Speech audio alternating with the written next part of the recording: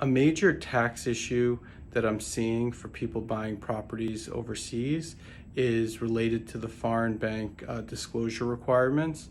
What happens, and I had two cases this week, someone comes to this country, works really hard, starts a business, and they want to retire back in the country where they're from, let's say Dominican Republic, Panama, Colombia, etc.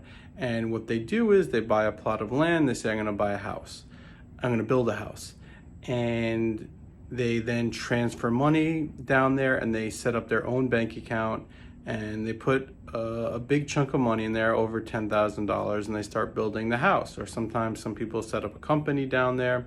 So the US requires you to disclose any foreign bank account that you have with $10,000 or more. They also ask a question on a tax return, do you have a foreign bank account? So if you're not disclosing that, the penalties can be very significant. They can be up to 50% of the value of the account. So if you put $100,000 in an account, you could literally have a $50,000 penalty.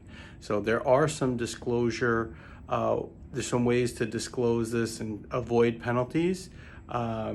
And you need to do it before the IRS reaches out to you. But it's really important because this is something the IRS really goes after hard.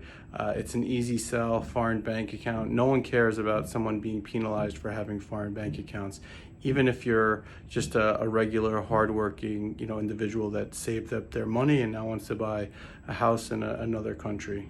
So make sure you disclose this properly, and if you haven't, go back and look at the disclosure procedures.